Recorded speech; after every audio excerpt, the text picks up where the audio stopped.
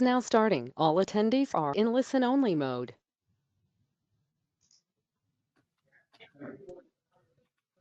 All right, good afternoon, and thank you for joining us today for the Space Coast TPO's virtual public webinar on North Merritt Island, on the North Merritt Island Pioneer Trail Feasibility Study. We're going to go over some short housekeeping items before I turn it over to Travis Hills, our consultant project manager. And to introduce myself, I'm Sarah Crom. I'm the Space Coast TPO project manager. And I'm Travis Hills, the consultant project manager for Kittleson and Associates. For some short housekeeping, we are using GoToWebinar today, and you should be able to see a panel similar to what you're seeing on the screen. If you are using the web application, it might look slightly different, but your audio is controlled on that panel. All attendees will be on mute, but you can put questions in the chat and in the questions, and we encourage you to do so as questions pop up. We will take all questions at the end of the presentation. And with that, I'm going to turn it over to Travis Hills. Oh, excuse me, sorry. One last housekeeping item. We are Title VI compliant, and so if we do take public participation without regard to race, color, national origin, age, sex, religion, disability, or family status, if you do require any additional services that are compliant with the ADA in order to access this webinar or any other information, please contact Abby Hemingway at abby.hemingway@brevardfl.gov or 321-690-6890. Perfect. And with that, I will turn it over to Travis Hills. Thank you, Sarah. So I appreciate everybody joining us during their lunch hour, taking a little bit of time away from everybody's busy schedule to kind of join us for this virtual webinar to talk through the North Merritt Island Pioneer Trail Feasibility Study. So very briefly on the agenda, so some of the topics that we'll cover today. The first starting off with public input that we've received on the project to date. I'll talk through a little bit on a project introduction and then review the project schedule. We'll briefly discuss the purpose and need, the existing conditions analysis that we performed, and then really spend the bulk of our time talking through the alternatives analysis and where we landed, and really kind of why did we do what we did and the corridors that we looked at on North Merritt Island. We'll then round out the discussion by talking through the Pine Island Conservation Area, looking at that area separately, and then a little bit on next steps. So overall, this has been a great project from a public input standpoint.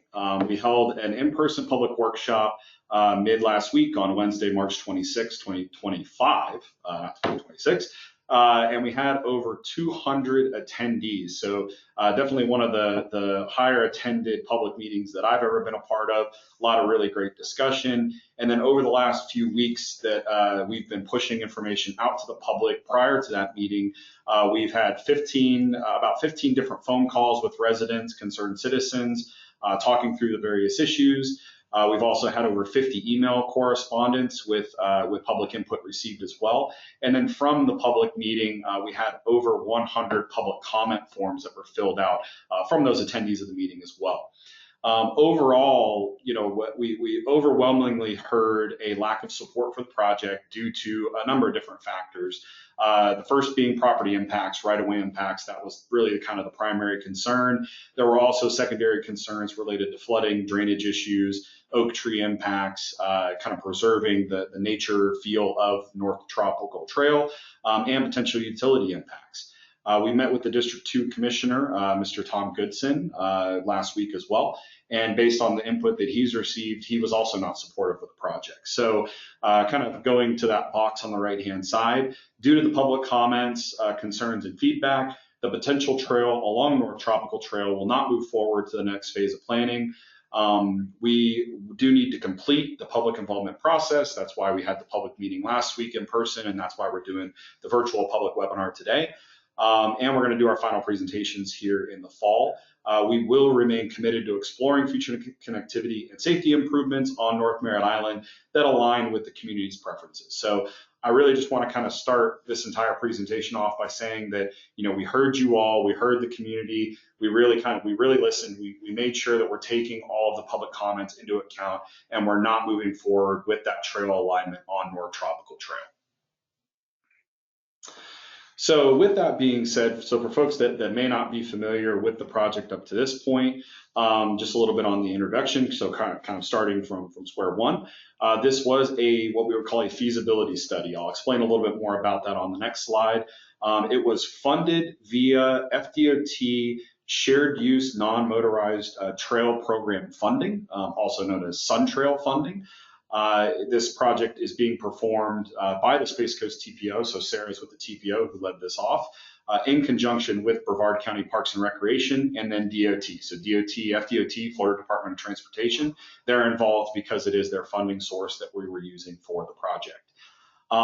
This connection, so the connection on North Merritt Island, was identified on the Space Coast TPO Showcase Trail Network, and it was an essential spur for what we're calling the East Coast Greenway, which is a longer trail system along the entire East Coast of the United States.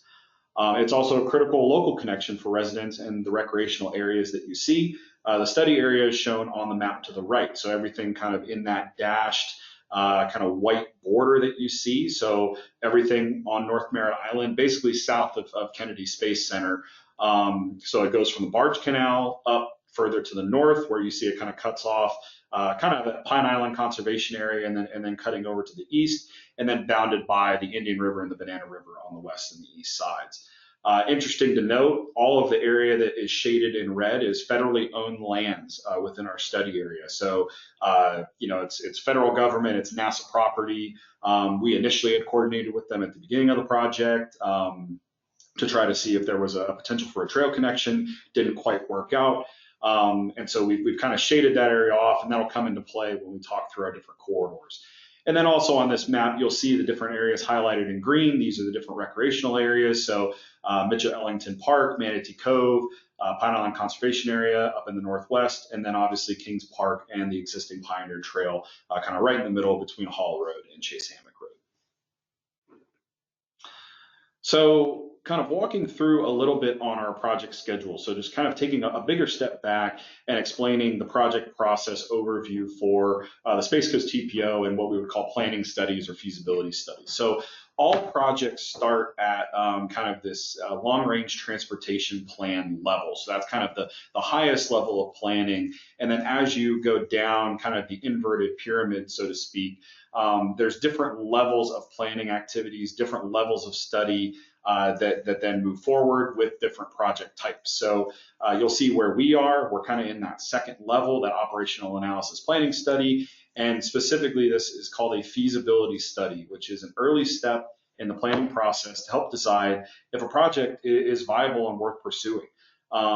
For our study, we really looked at kind of the engineering and the environmental components, and then coupled that with the public outreach. And so you'll see as we go through this, we analyzed a lot of our corridors based on the engineering and the environmental analysis, and then coupled that with the public input that we've received to date to really kind of determine that this project, at least at this point, is not feasible to move forward along North Tropical Trail. There's also further studies, so if a project were to come out of this, it would move into further development. So the next phase would be a project development and environment study, a PD&E study, and then potentially design, right-of-way, and construction if a project were to move forward. In this case, like I mentioned before, we're not moving forward with a project at this time. So then just very briefly on our project schedule. So we started this project back in February of 2024. It initially started with data collection, our existing conditions analysis, and then moved fairly quickly into our alternatives analysis late last year, early this year. And then really right now we're in the meat of our public and stakeholder engagement in the spring of 2025. We're going to plan to write the final report here over the next few months and then close this project out in the fall with project presentations to the Space Coast TPO board and committees. So where do we start with these types of projects? We start with a purpose and need. So when we're establishing kind of the alignments, when we're establishing the metrics for analysis, we want to start with a purpose, which in this case was to provide a safe trail connection from State Route 528 to the Pine Island Conservation Area on North Merritt Island. That was the purpose of our study. The needs on North Merritt Island are related to system linkage, safety, economic development, and modal interrelationships. So from a system linkage standpoint, we're trying to provide that continuous trail connection on North Merritt Island as part of the larger Sun Trail network, like I mentioned before. And then safety, where we want to provide a physically separated facility for non-vehicular travel for local residents and recreational uses.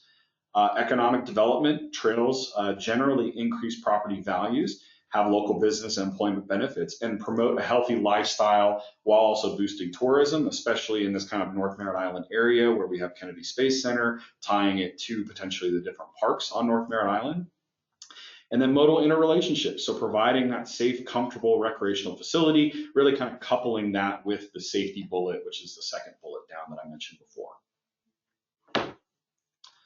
So once we've established our purpose and need, that helps us get into our existing conditions analysis. So we analyzed a lot of different kind of elements on North Merritt Island, but to kind of simplify it down into the ones that we really wanted to focus in on, talking through crash data. So where do we have existing crashes along our different corridors on North Merritt Island? And as you'll see on the graphic to the left, Courtney Parkway, State Road 3, that's our most heavily traveled corridor, and it had our most crashes, as you'll see kind of with the heat map that you see on the graphic to the left. We also wanted to map pedestrian and bicyclist crashes as well, because this is a trail project focused on those non-motorized users. We did see that most of the crashes occurred on or adjacent to State Road 3 North Courtney Parkway. So just kind of keeping that in mind when we were looking at the different alternatives and different potential corridors. We also wanted to look at the existing facilities that were out there today. This plays a key role in where we could potentially feasibly put a trail facility. And so the graphic on the left is paved versus unpaved roadways. So this plays a role when we're coming in and we're paving a trail. If we're trying to put that along an unpaved roadway, that is going to have potential drainage and environmental impacts. So you'll see most of the roadways are paved, North Courtney Parkway, North Tropical Trail, and then most of the east-west roadways. But then Judson Road, Smith Road, kind of the very east side of Smith Road, and then some of the roads in the kind of federally owned NASA properties are unpaved. And then, the last thing that we just want to mention is the existing parks, trails, and pet bike facilities. So how are we making these connections on North Merritt Island? I mentioned the parks before, Kings Park, Mitchell-Ellington, Manatee Cove, and Pine Island Conservation Area. And then you'll see that really Courtney Parkway is the only road that has some semblance of bicycle facilities. There really are no other bicycle connections on any of the other roadways. And then you do have some of those existing sidewalks along very kind of, I would say, a smaller portion of North Tropical Trail. So once we come out of our existing conditions analysis, we then get into evaluating different alternatives. And so to help streamline this for kind of the purposes of the presentation, I want to walk through each of the corridors that we reviewed and then why we screened them out based on the different evaluation characteristics that we looked at as part of the study. So the potential corridors that we reviewed, we broke this up into north-south corridors and east-west corridors. The north-south corridors really helped us get from the Barge Canal, kind of just north of 528, up to the Pine Island Conservation Area. And then the east-west connections were explored for potential kind of connectivity to the different residential areas on North Merritt Island. So you'll see State Road 3, North Courtney Parkway, North Tropical Trail, and Judson Road. Those were the three primary north-south roadways. And then the east-west roadways, Grant and Smith in the south, Hall Road, Chase Hammock, Porsche, Crisafulli, Magruder, and then Pine Island Road up as we go south to north. So we evaluated these different corridors for a number of different criteria. And to save you all the details, there's a lot of detail that went into this. I'm kind of keeping this a bit higher level for the purposes of this presentation. But we evaluated these corridors based on the purpose and need elements. So the system linkage, the safety, economic development, and modal relationships. We evaluated those for the north-south corridors. And then we evaluated other variables, looked at safety again, traffic, so traffic volumes on roadways, right-of-way impacts, swales, ditch impacts, utility impacts, attractions, residential connections, existing pet bike facilities, and then resiliency. And we evaluated those variables for all of the corridors. So we had matrices. So for folks that came to the public meeting, we presented all of those matrices, showed the different kind of scorings and weightings for the different corridors that we analyzed. So we worked through all of that to get kind of our kind of long list of potential corridors for the Pioneer Trail. We then took those corridors and did a fatal flaws analysis and really kind of focused in on safety and comfortability. So really that kind of modal relationship need that I mentioned before. Also looked at impacts to swales and ditches, impacts to utilities, and then impacts to right-of-way. So those were really the fatal flaws that we reviewed for all of the corridors that I talked about on the previous slide. So I wanted to step through each of these very briefly. So looking at the potential north-south corridors. So Judson Road was the first one. It was our lowest ranked north-south corridor, primarily because it does not meet the purpose and need element for system linkage. As you see, it's the shortest corridor of the different roadways, the north-south roadways that we looked at, and doesn't necessarily provide that north-south connectivity to get you from 528 fully up to the north to Pine Island Conservation Area without some deviations on some of these other minor streets, Hall Road, Chase Hammock, Crisafulli, or cutting over to North Courtney Parkway or North Tropical Trail. So when we looked at North Tropical Trail, so kind of removing Judson, going over to North Tropical, initially this was the recommended alignment that we were proposing for this project to move forward. Based on the public input that we received, it will not be moving forward. But from an engineering and environmental impact, it had the most, kind of the best feasibility, I would say, from those two kind of aspects. And then when we're coupling that with the safety and the comfortability of the trail user, putting that trail on North Tropical, it's a lower speed roadway, less traffic volume. That would be a much kind of more comfortable ride for the trail user or the trail walker versus putting that trail on North Courtney State Road 3, a little bit of a higher speed roadway, a little bit less comfortable of a facility to walk or bike along. So I kind of mentioned the North Courtney Parkway alignment or the corridor scored lower than North Tropical initially, but based on the public input that we've received, we're going to keep North Courtney Parkway on our map as a potential future connection.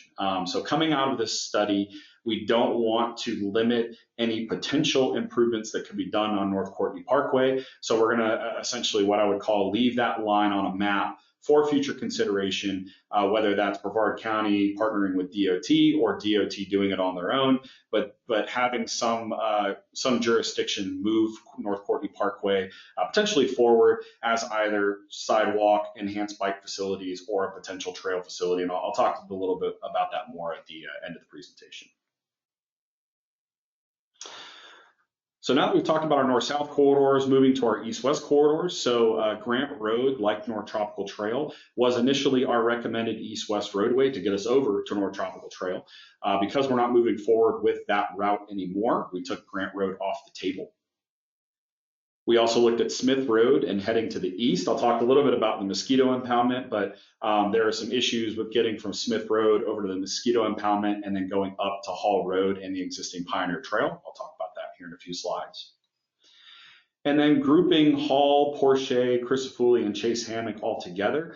A lot of these roadways, for folks that have driven them, there are very large swales and drainage ditches on either side, on sometimes both sides, sometimes one side of the road along all of these facilities. From an engineering perspective, it would have been a really big lift and really made it cost infeasible to look at any trail facilities along these roadways. And then very similarly, Magruder and Pine Island Road kind of heading up further to the north. There are drainage swales. There's also kind of these areas where you have standing water with mangroves and different vegetation. There would be that fairly high environmental impact, and there's a lot of utilities out there as well, potential right-of-way impacts. And so those two corridors were kind of removed from consideration because of those high potential environmental impacts from the trail or from a trail. So I mentioned the mosquito impoundment. So I know we had a lot of comments during our public outreach about folks either utilizing the mosquito impoundment today for walking, or could it be utilized to then connect up to Pioneer Trail in the future. We did have conversations with Brevard County about the mosquito impoundment. The biggest issue is that there's a new pump station that's located what we would call on the western leg of the loop up near Hall Road. It is restricted access. Both from the mosquito impoundment kind of trail or kind of unpaved kind of walkway, and from Hall Road. So that became a security concern with potentially opening this area up to the public. There's also some parcels within the impoundment that are privately owned, so there are potential kind of right-of-way concerns there, similar to what we were hearing on North Tropical Trail. There's also a spillway along the southern berm that drains into the barge canal. And so having folks walk in that area, or encouraging folks to walk in that area if there's a potential storm event or if there's a potential overflow, that also becomes a safety concern. And then I had mentioned before the big drainage canals on either sides of Hall, Chase Hammock, Crisafulli. Hall Road is no exception. That would be a pretty high cost to try to connect from the mosquito impoundment to the existing Pioneer Trail, which is ultimately why we found this route to be infeasible or not feasible as well. So just to summarize the potential corridors, like I mentioned before, mentioned a few times now, North Tropical Trail will not be moving forward to the next phase of project development, but we are going to keep State Road 3, North Courtney Parkway on the map for a potential future trail connection or just other enhancements as, like I mentioned, either Brevard County or FDOT, they may want to move forward with that. So moving from the kind of roadway side to the Pine Island Conservation Area. So there have been ongoing discussions with the Brevard County Environmentally Endangered Lands Program, and there is support for a potential paved trail on the Pine Island Conservation property. So you'll see this is what we would call a typical section. So as you see, there's a 12-foot wide trail that would be paved. Depending on the funding source, it could be paved with different materials, so concrete or asphalt, or potentially if there's there's various funding sources for these types of trails that could use different materials for this facility as well. And then one need that we heard both from EEL and from the public was potential for an equestrian trail. And so one kind of unique feature with this is on Pine Island Conservation Area, we could also look to partner or pair this with an equestrian trail. And you see that being 6 feet wide off about 6 feet away from the 12-foot paved trail. That equestrian trail would be not necessarily a hard surface, so that would be some type of gravel composite surface that the trail users, the equestrian users could use. And then just very high level, we wanted to show a potential route or an alignment for this trail on the Pine Island Conservation Area. So if you're trying to get oriented, north is to the right. And this concept starts kind of just north of Sam's house. So we're kind of in the kind of, I guess, the kind of nature area. There aren't any trails out here today. So if folks are walking out here, they're very familiar with the area, or they work for Brevard County or EEL or Parks and Rec. But this trail would come up and kind of curve around the northern boundary of the Pine Island Conservation Area property line, and then cut over to kind of this retention area pond. And this is the southern retention pond for the Pine Island Conservation Area, kind of skirt around the south bank, and then curve up the west side up to the kind of southernmost parking lot, where there potentially could be a trailhead for this facility as well. And this would provide that connection from Pine Island Conservation Area down to the south to Sam's house. So then just very briefly on next steps. So just to reiterate, we've had a lot of public support over the last few weeks. We held that public workshop last week. And then really took y'all's kind of comments, your thoughts, your concerns into consideration, and we are not moving forward with that North Tropical recommended alignment that we had initially brought to our public meeting. Now, the great part about this process is that we're not just going to leave it with there's nothing to be done. We had some great conversations, especially with the District 2 Commissioner, Mr. Goodson, There was discussion at the public meeting as well about, well, what could we do on North Tropical? What could we do on Courtney Parkway? So I think that there is an appetite for potentially filling in sidewalk gaps on North Tropical Trail. So far less of an impact than what you had maybe seen with a trail facility, but potentially, providing additional sidewalk along North Tropical Trail where it makes sense. Also providing shared lane markings, what we call sharrows. They'd be painted in the road for those bicyclists that are using North Tropical Trail to ride their bikes versus using Courtney Parkway.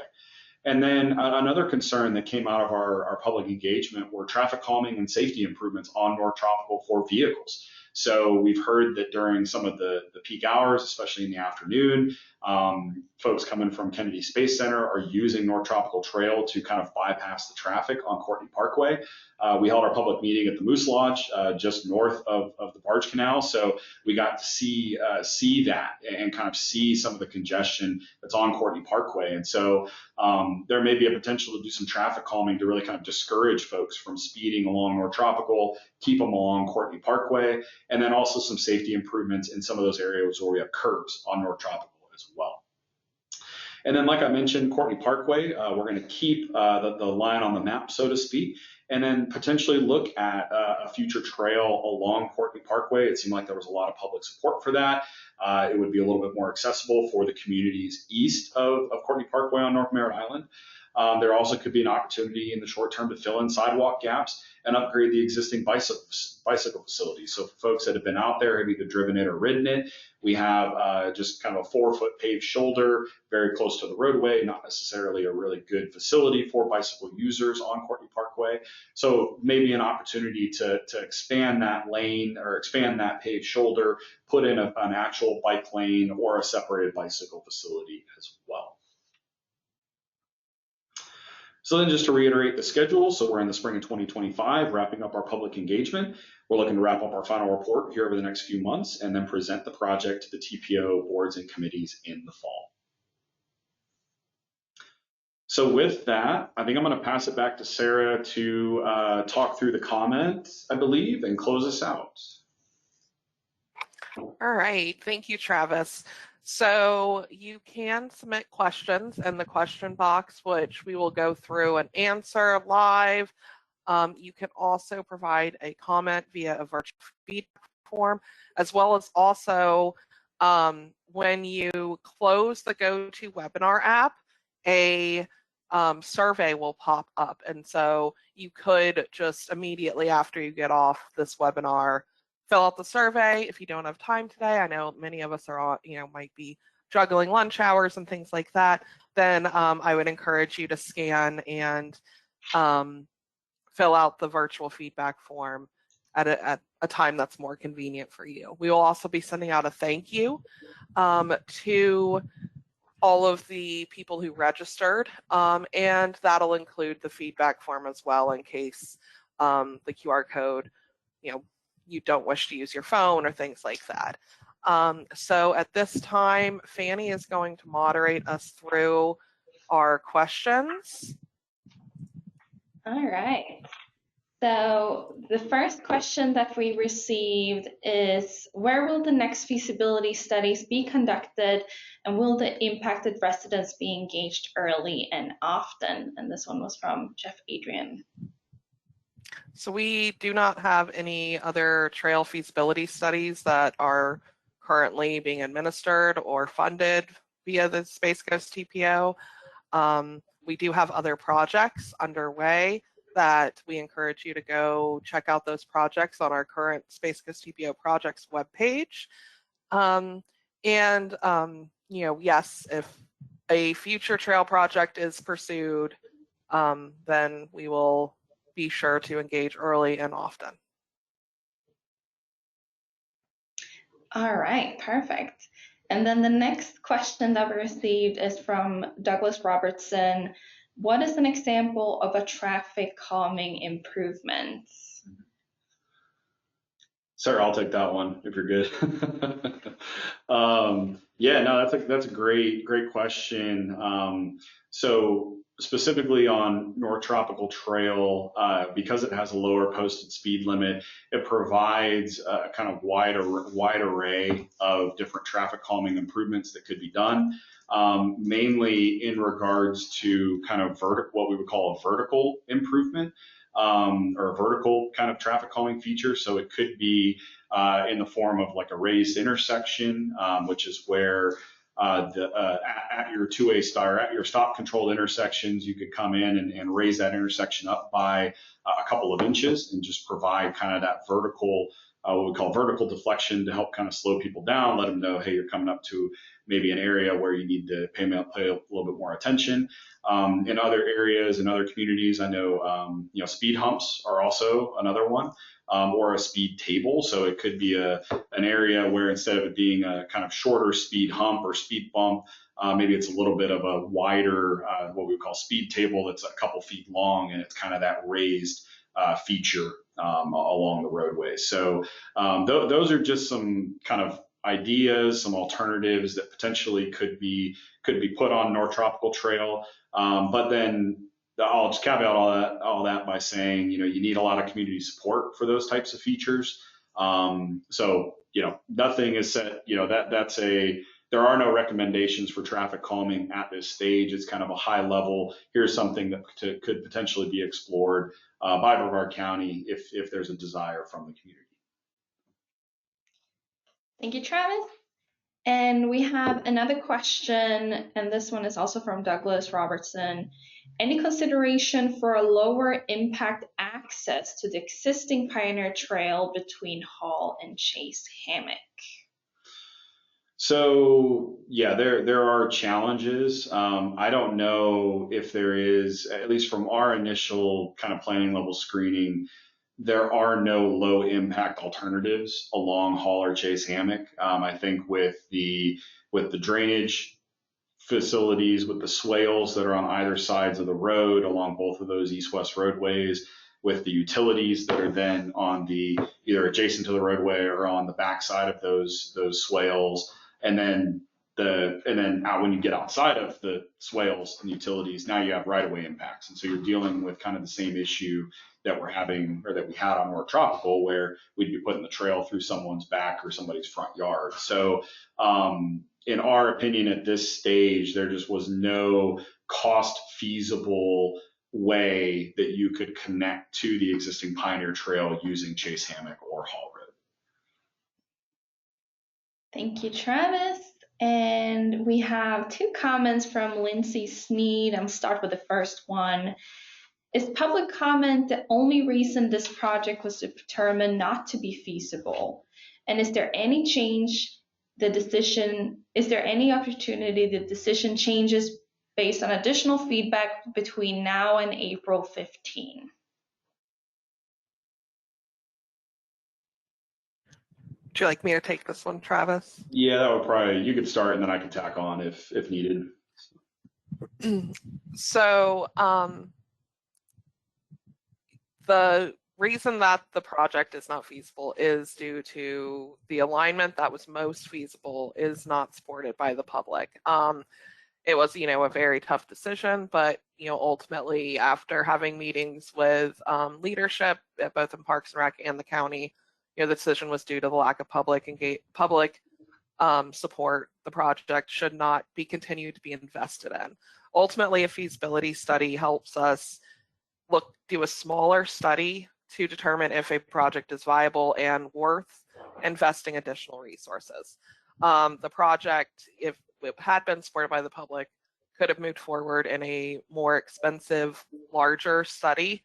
But at the end of that study, it might have come out that due to drainage or due to property impacts, it wasn't feasible to move forward into design. But at this stage, I would say no. There will not be any changes in that decision. Thank you, Sarah. And then I think the second question Lindsay had is a little bit of follow-up to that. Is the Pine Island Trail going to continue to be actively pursued, or is it just a potential option that could come up in the future? So the EEL program is still supportive of that section and would still like to have conversations about the potential of pursuing it. So as follow-up, we will be having conversations with them to continue to discuss that, as they were very interested, and this area is already disturbed because they're using it as a maintenance road. And just to clarify for any folks listening, this would be on Pine Island Conservation Area property, not on Pine Island Road. So just we're not touching the roadway. We're not proposing it on Pine Island Road. This is purely on Pine Island Conservation Area property. All right, that was all the questions that we have received so far.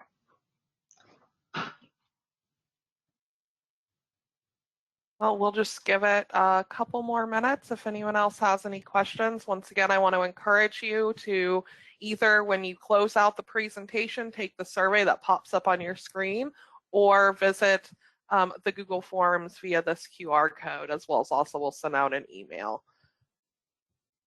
And of course, always want to thank you for attending and taking time out of your day to engage with the Space Coast TPO and this project. So we'll just leave it up in case we get any other questions for a couple more minutes.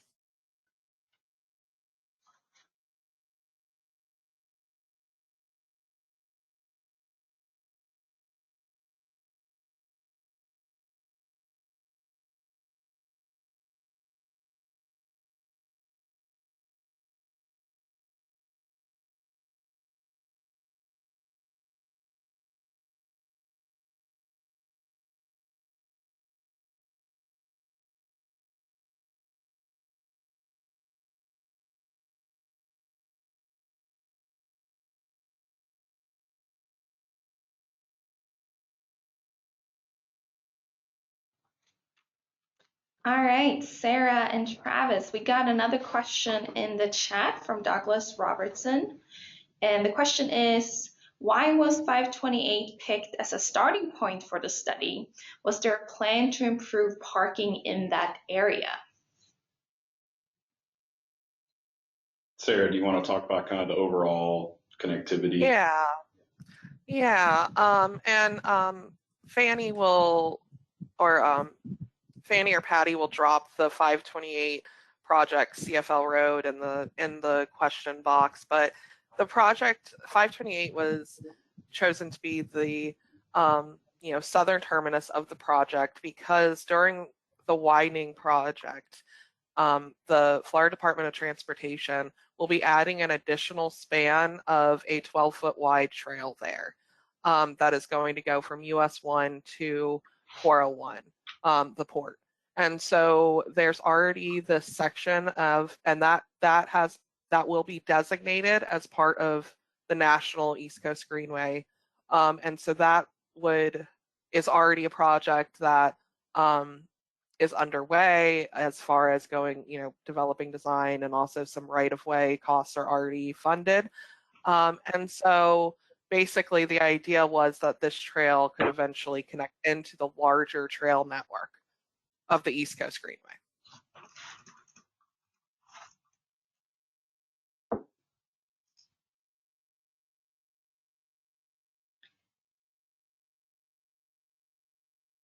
All right, no other questions besides that one. Oh, actually, just as I said that, we got 2 questions in the chat. First one is from Mike Cianilli. Can there be a feasibility check on further developing more trails in Kings Park or even Manatee Cove?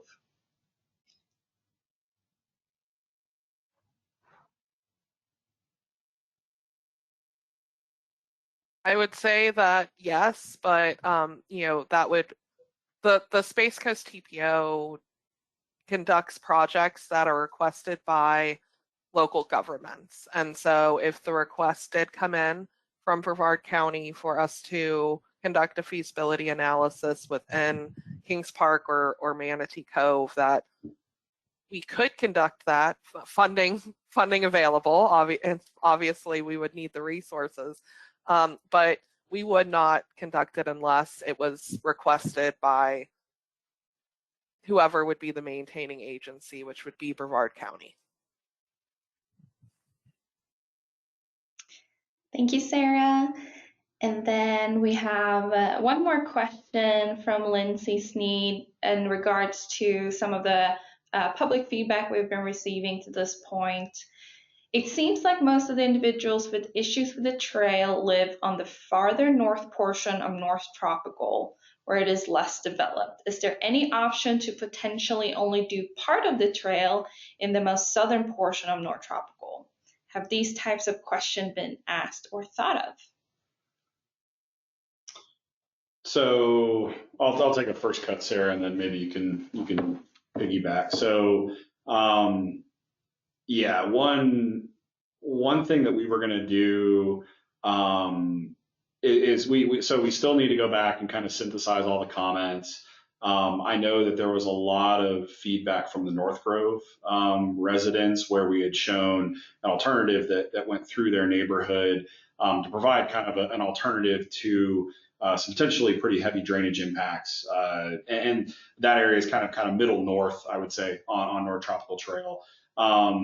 So, if we were able to kind of isolate some of these comments and kind of figure out, where folks were having the most heartburn, are there other portions of North Tropical Trail that could move forward as a trail?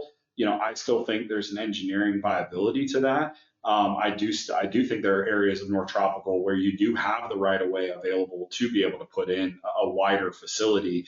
Where I think it's going to probably end up landing is it's probably going to be filling in sidewalk gaps along the corridor where there's that feasibility and where the right of way is available versus coming in with a kind of that full 12-foot wide trail that then has the offsets needed to satisfy, the design criteria. So I would say that you're probably not getting, if you're not building the full trail along the entire corridor, you don't really have the connectivity.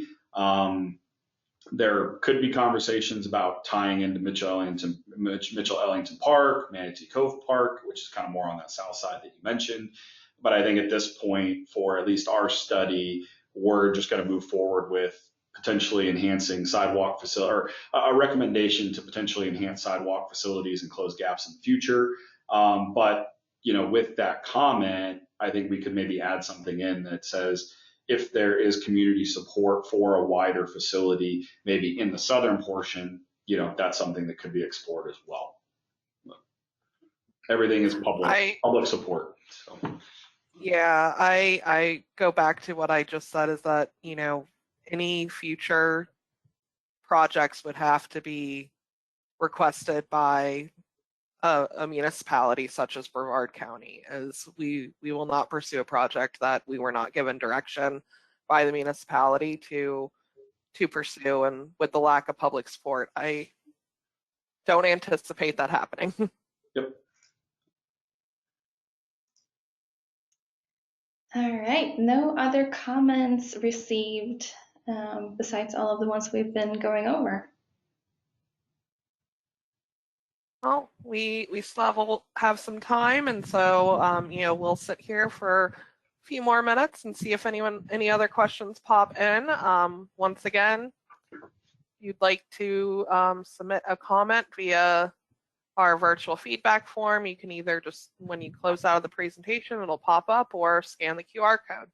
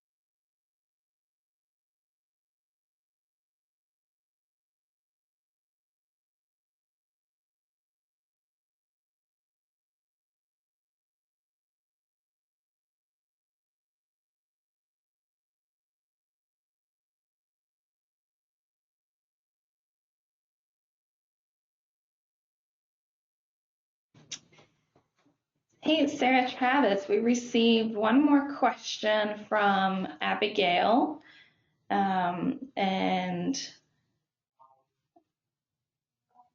she is wondering if there is anything that can be done to show support for the project or a portion of the project, an online petition, for example. I mean, obviously, filling out a comment card is where we can document any positive feedback that we've received, and of course, pass it along to the county commission and Brevard County, or you can obviously reach out to Brevard County to let them know as well. Thank you, Sarah.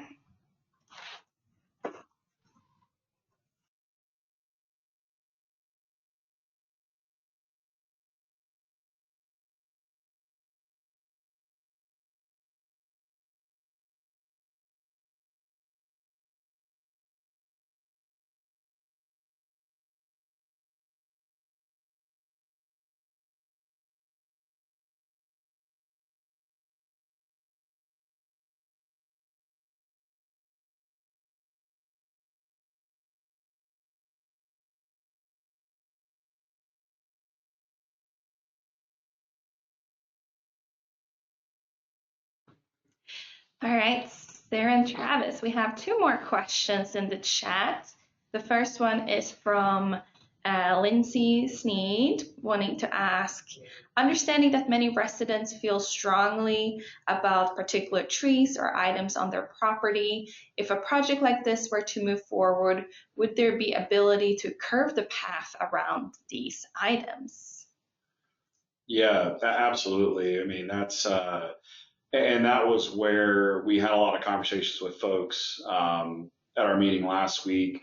I've always called these types of projects as like the max impact. So this would be, based on the design standards, based on the funding source, we have to meet certain criteria, which is why, y'all are seeing, or y'all may have seen the kind of 10-foot offset from the side of the road, the 12-foot wide trail, and then the space on the back end for what we call tieback. So it was a fairly large footprint.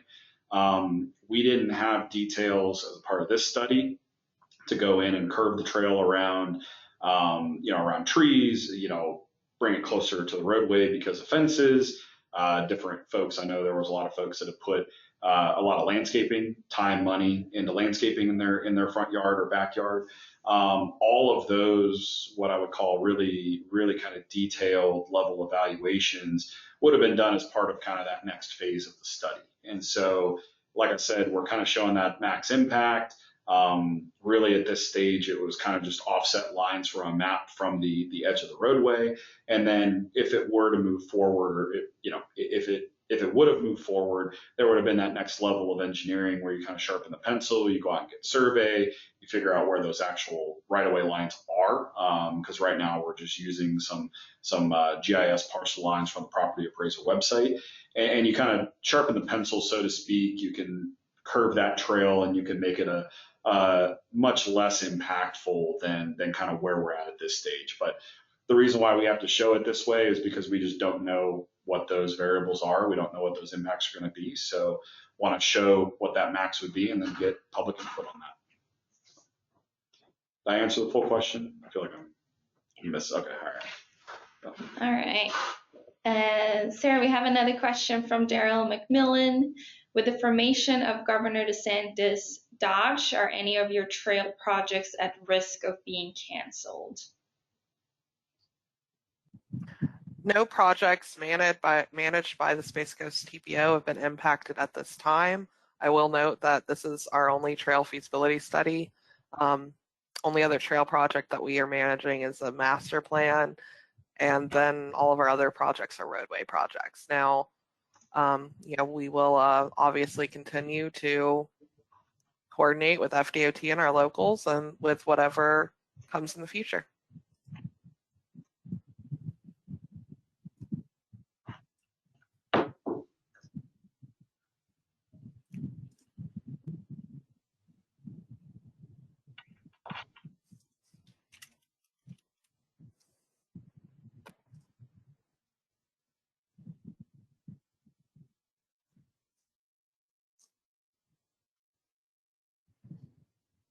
So we will continue to stay on for any further comments.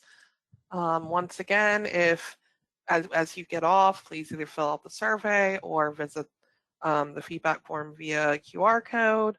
And of course, this is all being recorded and will be posted on the webpage. So if you do need to hop off for any reason, you can always go back and listen to see if there were any additional comments.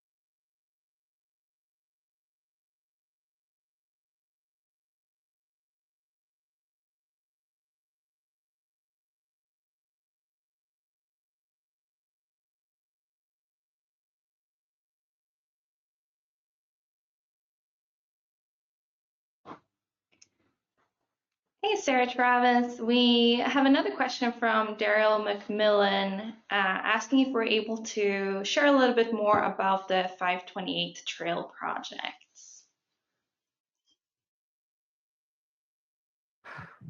Yes, it is a FDOT project that is a 12-foot separated trail that will go from US 1 to the port and is being managed by FDOT. So I would encourage you to reach out to their project manager for exact details. I am putting his information in the question. His name is Tyler Burgett. And he can tell you a lot more details than I could, as well as I encourage you to visit the CFL Roads webpage.